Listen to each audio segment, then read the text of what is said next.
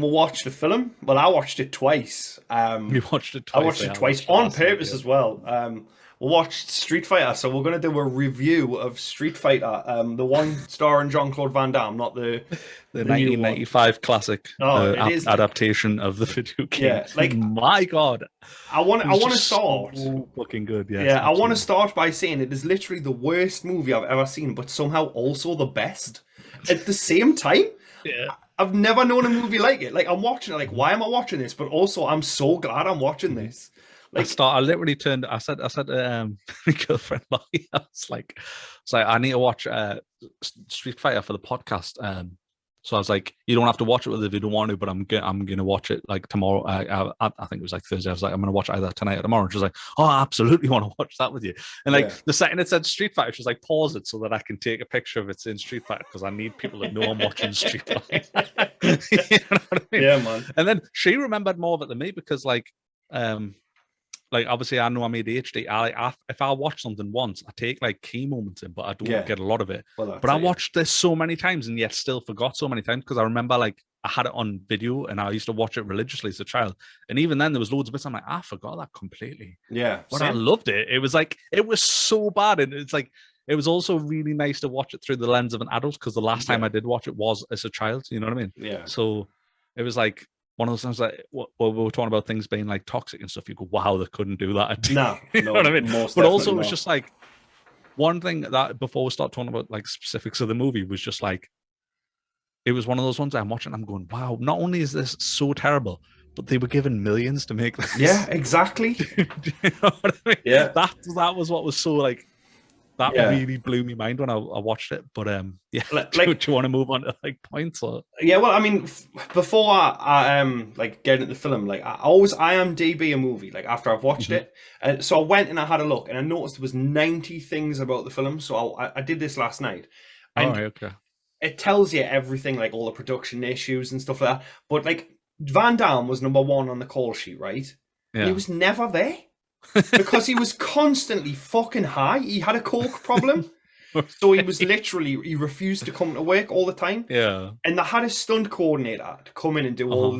all these moves and stuff, right? Now I don't know if you noticed, but in the film when the fight scenes they're really close up, so then there's no Yeah. wide shots. It's all Right. like quick So cuts of the it moves. wasn't And it was literally because Van Damme was so coked out of his mind he he couldn't just do was the fight scenes. barely You there. know that martial artist who Yeah. does martial arts Yeah. movies couldn't do most of the fight That's scenes. that's actually insane. Yeah, I Yeah, didn't realize it's that at all. like I noticed a lot of the close-ups and stuff, and obviously was like laughing at like how terrible some of the. I only noticed there was two cuts in particular. I was like, I can't remember what the second one was, but there was only two edits throughout the entire film. I was like, that was a good transition. The yeah. rest, I was like, this was so poorly Yeah. edited. Oh, it was it. I mean, it's uh, M. Bison is great. He plays a really Mhm. good dictator. Raul Yeah, Julia is fantastic in the role, yeah, and like superb. Yeah, he took the perfect role casting. simply because his children like Street Fighter, and Yeah, he was dying of stomach cancer, and he said like he wants to have a role for his kids, so he took yeah. the role. But he did it so well. Like It was everything brilliant. else Yeah, is he's the best part terrible, about it.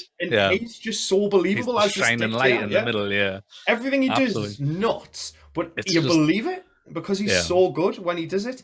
And like I mean, like they get some characters right. Like Mhm, Vega, perfect mhm. casting, looks Yeah, like Vega, yeah, right? superb. Yeah. Great. But like fucking what's his name? Like Ken was just an average white dude. Yeah, He just Ken was terrible, he wasn't just it? had Yeah. no muscle. Like So yeah, he just yeah, he was the most unbelievable fighter. yeah. They just got like a kind of mildly handsome, kind of blonde guy. Yeah, well that's it, yeah. And He wasn't even like mega blonde. His hair yeah, was way too short. It was just that's like, it, yeah. He and I'm just not a hardcore Street Fighter guy at all. no. Like I played Street Fighter like 1 and 2 as a kid on the Super Nintendo and stuff. You know Yeah. what I mean? And in arcades, but like I was never like hardcore into the series or anything. Yeah. But it was just like, yeah, some of them were just so unfaithful, like, It's like lazy. some of it they tried to make it as serious as possible, but Yeah, then maybe they thought, actually, no, let's not make it serious. So, like Kylie Minogue, when she kicks someone, she says the kick name, and when she yeah. kicks him, and then when Why Ryu, was Kylie Minogue in it? I Like she don't. was She such played a a British strange. character. Cammy's a Yeah, British character, so she had. yeah. I don't know if she tried a British accent, but it Just definitely no, she sounded was Australian. it just sounded completely Australian. Yeah, but Like I like think maybe they hired her because she was the only person who could cry in command. Because at the end she like cries. And it like makes no sense that she would cry then, and she genuinely teared up. And I was like, I wonder if it's just because she's one of those actors, because not all actors can do it. Some actors can just cry in command. So I was just like, because there was no emotion in that scene that she cried at the end, other than it was like the victory. But like, it's why ridiculous. did the higher kind of all? It made no sense. But at least out of like I say, out of a lot of the characters, at least she did look the part. Yeah, like she did look very much like Cammy. So like, but no, like it was very hit and miss. Like Balrog was okay at best. Like Gale, my god, the fucking Balrog's fucking arches, the shaved in like arches on his head was so fucking over the top. It's terrible. It didn't look like Balrog. It just looked so stupid. But like, I don't know why, but it was serious, but also silly. And I don't know why didn't they just pick one? There was like I think it was like, obviously watching it through the eyes of an adult, it was like, oh, this is definitely for kids, because there was so many like corny jokes all the time. I mean, it opened with fucking Jean-Claude Van Damme, like obviously being interviewed by Chun-Li, and being like, that bastard bison, like just like so over the top immediately. I'm like, it's really silly this. But then there was other moments where it was like, he was like really talking about, totalitarianism and like subjugating poor people, and how he's going to make this utopia and all this. And there was moments where you're like, oh, that, but then it would be curtailed with like a really shit joke. Well, that's it.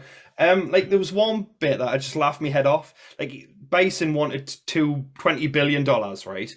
And he's like, Gale's talking to him, and he says, "We're coming to rescue the hostages, Charlie. I'm coming for you." And then like, why would you do that? Why would you tell Bison that you've got his mate? Like, what was more than that? Because that is so fucking true. But also, like, he's like, "Charlie, I'm coming for you." And at that time, that happened to also currently just be holding Charlie very close. And he goes, as if he could see him through the fucking TV. As if he just like followed his eyes and was like, "Oh, you were looking at him," and you're like, him, no. That dude. And then he also like read his tags. He pulls fucking Charlie's tags out and he goes, "Carlos Blanca, Charlie." How would you fucking... Charlie is not the fucking shorthand for Carlos. I would never get Harry Carlos. I'll never remember that. I'll call you Charlie. Yeah, well, that's it. Yeah, it's just, and he's like, "Well, we'll turn him into a Blanca then. We'll turn him green." Oh, this is fucking hell. Like, that just, I mean, obviously the whole Blanca scene was just well, every moment of the whole Blanca, like so. Taking Blanca and putting him in the shit VR, and the idea of like showing him terrible stuff. And he's like, that make him angry. I don't like war. You're a fucking soldier. I'm like, for me, I'm like a sick fuck. So they'd have to show something. Like, I'm thinking, like, what could the show is that would make us that angry? They'd have to show us like Mrs. Brown's Boys or something. You know what I mean? Well, that's it. No, the lowest form of comedy. You know what I mean? Yeah, because I'm already ready to punch children, so I don't need images of like children suffering. Yeah, but like, I didn't understand that. Like, they put two little TVs on his eyes and it showed him war. A soldier who's lived this, and he's like, "Oh no, not war, my only weakness." I love when they showed him the like the positive stuff, and it was like children laughing, and then a wedding, and then it was Malcolm X, I think, the show. It was just like, all right, it's such a like it's like someone just went to Google and was like, "Good shit." Just like, also the big fucking reveal. So when the doors opened, there mustn't have been actual automatic doors, because like in certain films like Star Trek and stuff where they actually just have someone manually. Must have been like that, because the doors didn't even like open properly. So it was like this big room went, and then like the left or right one door just like stayed for ages. So it's like one guy was like, "Shit, I've got to run around and do the other door." Budget cuts. You had one job. You had to run around in 3 seconds, and it was 10. You fuck that shoot. But yeah, and another thing that I noticed, right? What's his name? Is it Dalzim, the Indian guy? In like the second to last scene he's in, full head of hair. The last scene he's in, bald. What did he do? Shave it off, or did he just lose it because of stress? An explosion happened. Yeah, and that was it. And it just blew his hair. It just blew his hair up perfectly. No burns on his head, but just every hair burn. It's like they tried to make two different movies. And it was massively throughout the entire film, was just the awkward thumbing of the characters into their costumes. Like the absolute lengths they had to go to get characters into their costumes was just, it was beautiful to see, but it was just hilarious. Just like, we have to come up with the most obscure reason for this character to kind of look like the character they are. And like a lot of the time, we're like, no, I have to make it the big reveal. Well, that's it. Yeah. I mean, obviously, some characters were just like straight away, like Vega straight away was just Vega. Oh, it was amazing. Yeah. Like the first time you meet Sagat, although he was in a suit, it was quite clearly Sagat. Yeah. I like the curfew joke where it was like, he was just like, nobody tells me. Nobody tells me the time, and then they're just like a big voice. I was like, the curfew is now. And he's just like, shit, perfectly timed. It was like, yeah, that was good. The jokes are terrible. One of the things about Bison that I just didn't get, right? When he thinks Gale has died, he's like, I wanted to face him in battle. And DJ is like, it's a wonderful day for you. So he's like, no, I wanted to face him in battle. And DJ is just like, oh, okay, right. And then later on, he finds out he's alive. So he's like, well, I'm going to kill him right now in this fucking stealth boat. That wasn't stealth at all. Like it just showed some electric wavy lines, and you could still see the boat. You could completely see the boat. But didn't you want to kill him in combat? And you're like, he said, I want to kill him in combat. And he's like, yeah, I killed him. I got him before he got here. Just ridiculous, man. And Bison, he dies, right? But he's got a defibrillator. I can't say it. The fucking defibrillator in his chest. And his chest. And his suit. And he comes back alive. But somehow he ends up with superpowers. Like he didn't have superpowers before that. But now he does. Yeah, but the defibrillator shocked him and then imbued him with electricity, and all of a sudden his shoes lit up. Well, of course. All of a sudden he had some fucking LA gears on or whatever. That's it, yeah. What was the show? High Tech or something? Yeah, I can fly and shoot lasers. Like, I love the inflatable chest because it was just like all of a sudden he had boobs. It was just like... Yeah, it was like, titties, activate. Titties. Like, you wouldn't hit a woman, would you, Van Damme? Like, I'll smack a bitch. So funny. It's just, I mean, the quotes from Bison, obviously, it was just absolutely superb. Like, just so many quotable moments. But one that wasn't necessarily a funny quote, probably at the time, but it just really fucking got us because of just the current climate. Was he said, oh, bison dollars. It's like every bison dollar is going to be worth £5 British. And I just thought, oh, I remember when British pounds used to be like worth something. Yeah. Remember when that used to be like the gold standard because they actually had some worth. Yeah. That's great, man. But yeah, like why was Guile ginger? I know that. I was going to say that, like, I'll mention that after this because I'll just forget this point and I wanted to bring it up because it's just ridiculous. Like Bison opens the thing for the hostages is like, well, the AN, which is supposed to be the UN or whatever, is like didn't want to go with my measly sum of $20 billion, so now I'm going to kill you. Like, measly sum? Like, is he that demented? Like, I don't know if that's supposed to be funny or if he genuinely believes that, and I just thought that was really good. I just think it was meant to be funny. Yeah, like... Did you notice in his chambers, like when he's got Chun-Li in the chambers, because that's where one of the only cuts I actually like from the movie, and it's cuts at the end where it's the fireplace like lighting up and it smashing the mic. The fireplace lighting up and it cut into his laughing face. To the laughing face, like, and the like transition to that. I thought that was one of the few edits. I was like, oh, that was a really good cut. But then in his room, like it's brilliant when he changes into his like pajama version of the Bison outfit, which was brilliant. Like, he gets the Hugh Hefner jacket on. He changes to like a fucking dressing gown version of the cap. Yeah, his evening cap. That was brilliant. But then in the corner there was just a weirdly like a sad clown painting of Bison in the background, and it makes no sense. Like, I'm gonna have to send you an image so that you can put it on screen because it's just like there's no reason why it's in his room. It's like this Picasso drawing of himself. It's like a sad clown. That's crazy. It's just like, man. What? Yeah, maybe that was just the inspiration for the character, that he's like the sad clown. Yeah, what's the sad clown called again? Lepaggio or something like that. Yeah. Pagliacci or something. Pagliacci but I am Pagliacci. Yeah, man. But why was Guile ginger? It was like they tried to dye his hair blonde and give up after the first attempt. Yeah, it was like, nah, it didn't work. We'll just make him ginger. And I mean, I love how he's got an American tattoo on his arm, right? But he's not American. Like Guile is. But Jean-Claude Van Damme isn't at all. American. And he sounds not.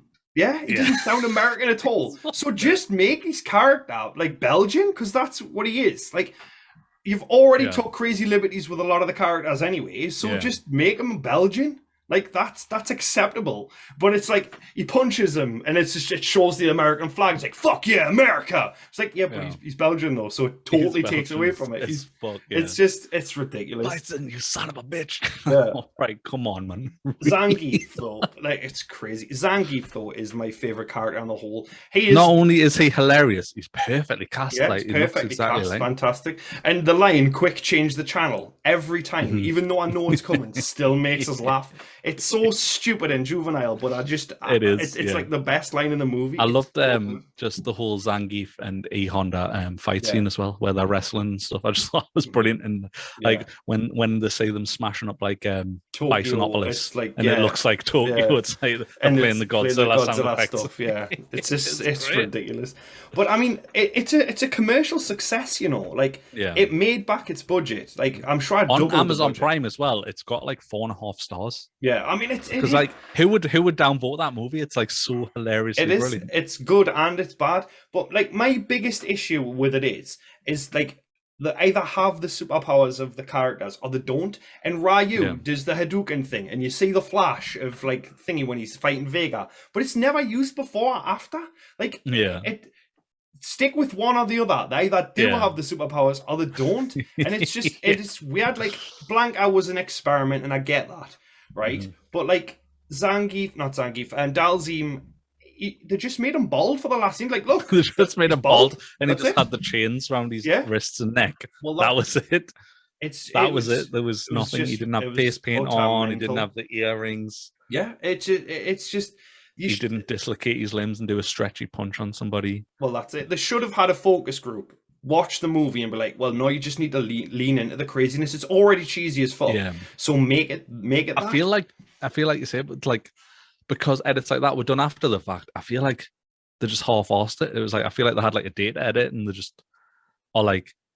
It would probably it's probably maybe at the time it was much harder to make those graphics or some shit. Like I feel like they were just like we'll do it once, kind of be asked. Yeah, well that's it. Yeah, like well, do you know what I mean? Like I feel like there's so much that you could do. Like I feel like even now with the film exactly as it is, you could just do re-edit and put so many interesting effects over. Well, that's it. Yeah, I mean the budget was mostly like fucking Van Damme's coke. To be fair, like that's probably why there was no fucking special effects. Like, could we do this? Well, Van Damme needs another bump, so like we're just gonna have to give him that. He was like number 1 on the call sheet, and Raul Julia was there during the time he was dying of stomach cancer. He was there more than Van Damme, and it's ridiculous. Like it's just mad. It's just that name value though, isn't it? At the time, obviously, his name was very. Oh yeah, in the 80s and 90s, he was. He was a god. But one of the things that I really did like is I think the sets were great. A lot of the sets were great. Like Bison's base and his little like flying hover kind of thing that he would stand in, his little power center control thing. Yeah, that was great. The whole like the screen aesthetic and everything. I loved the outside of the base being like an old kind of Aztec looking kind of pyramid and everything. Like, I think there was some really great sets that were obviously real sets. Yeah, combined with ones obviously that they built, and like it's one of the things I love about old movies, you know what I mean? Versus like just the lack of CGI. Well, I think there was a lot. Practical. I mean, don't get us wrong. Obviously, there was loads of shit CGI, like you say, like the fucking boat scene and the camouflage was terrible. But there's loads of moments I'm like, oh, this is like, I'm like, and like obviously it's just pure nostalgia, but it was just beautiful, you know. Well, that's it, yeah. It was recommending loads of other films afterwards, and I forgot that they made a Double Dragon film. Like, have you seen that Double Dragon film? No. I there's a Double Dragon film from it's on Prime, and it's from 1994, 93, and I'm like, oh, I seen that because I love Double Dragon. I like grew up on Double Dragon more than I did Streets of Rage. I only ever played Streets of Rage in arcades. Yeah, because I unfortunately didn't have a Mega Drive. I was a SNES kid. Yeah, and I didn't have any mates who had a like I didn't have any mates who had a Mega Drive, so I never got to really play any Mega Drive games. So I ended up playing loads of Double Dragon. That was my side scrolling beat 'em up versus Streets of Rage. Even though I think I still have great nostalgia for Streets of Rage, but I ended up like I remember renting that film, and I'm like, that film's equally just as fucking. In fact, that's probably worse than Street Fighter. I'll have with to a much lower budget. Yeah, but I was thinking for the next one we should watch either Mortal Kombat, the first one, not Annihilation, just the first Mortal Kombat, or Super Mario Brothers, which I just think because that's on Prime as well. I just think that's like I'm down for perfect. Like once again, perfect nostalgia bit. And I remember specifically that Mario has beautiful sets, like really cool. Yeah, I'll definitely watch that. And is like very lax with the source material. Yeah. I'm down for whatever. But yeah, Street Fighter, it's terrible, but I love it. Like, I watched it twice. Yeah. I watched it 2 days in a row, and I never do that with films anymore. Yeah. I'll see a film once and be like, well, that's it. I've had enough of that film. But Street Fighter, it's just so stupid and so ridiculous. Like, I'm laughing at parts that I missed the first time because I know that joke's coming, so I'll hear something else like that. Yeah. The joke about the curfew, like the first time was hilarious. I knew that was coming. So the second time there was something else just after that I laughed at. Which was it's absurd, but it's genius at the same time. Yeah. It's like, do you know what it reminds me of? And I know they're not trying to do this, but you know Starship Troopers, how it's like a political thing, and it kind of felt like that to me. And I know they're not doing that on purpose. Yeah, but it felt like almost like a propaganda piece underneath. Yeah, underneath, veiled with like a video game over the top storyline. Yeah, well, that's it. Yeah, but it was absolutely ridiculous, but I loved it, and I genuinely think I could watch it again tonight. I haven't written down actually that I've just thought of is that in the opening scene with Vega, where Ryu's about to fight Vega, and Jean-Claude Van Damme crashes through with a tank to interrupt the fight. The tank has 2 giant missiles on it. On the side, but he's crashed through a wall. And it's like essentially the missiles first. Yeah. So you're like, surely if they just drove full speed at the wall, they would have just all blown up and died. Yeah. Like, again, it's the Coke budget, man. They were going to fire them, and they just thought, well, we couldn't, so we'll just make a wall out of boxes and just add a bit of dust. One of the funniest things for me, right? This is the last thing I'll mention about it. Do you know when they're in prison? Vega's made a blade. Right, and if you look at it, it's like 3 bamboo ship. It's like 12 inches long, right? Is he just carrying that around the prison? He's not got that up his arse, has he? So he's just winding up with his. It's a back scratcher, mate. It's just a back scratcher. Like it's so. It's the gas. Like, didn't worry, I've got it, pal. Yeah, well, that's it. Yeah, like, and he just whacks about the prison with it, and he's just like, you're gonna get this, mate. I never thought of that. I remember thinking like he's made a fucking claw out of bamboo, and he's like, why is it like that? And I was like, because the claw's his thing. It's like his gimmick in it. It's like on his normal fights and in game he has a big claw, so that's why he's made a thing. But it makes no logistical sense because you would just make a shiv, wouldn't you? And it's pretty wide as well. So I mean, it's perfectly put together. It's all wrapped perfectly. It's like, wow, he's really spent a fucking. For the short time he's in, he spent a lot of time on arts and crafts. Did he just immediately go in? Exactly. Like, you got an arts and crafts station here. I just love arts and crafts, and also stabbing people. And the prison were like fine with it. Like, yeah, this is fine. Yeah. It's just, and I don't need to smuggle 1 blade. I need to smuggle 3, and I need 3 bits of bamboo, and I need some sticking tape. It's like fucking hell. It's elaborate now. It's absolutely ridiculous. Yeah. But again, it lends to the fact that it's a stupid film, but I think it took itself seriously. It's like, have you seen The Room? That guy who made The Room. Like, it's that. They think they were making a masterpiece. They accidentally did, but for the wrong reason. The accident. That seems like the absolute perfect place to end on. I think you've just like surmised it perfectly and succinctly. So it's probably just worth saying thank you very much for watching, and we'll probably catch you in the next one, whenever that may be.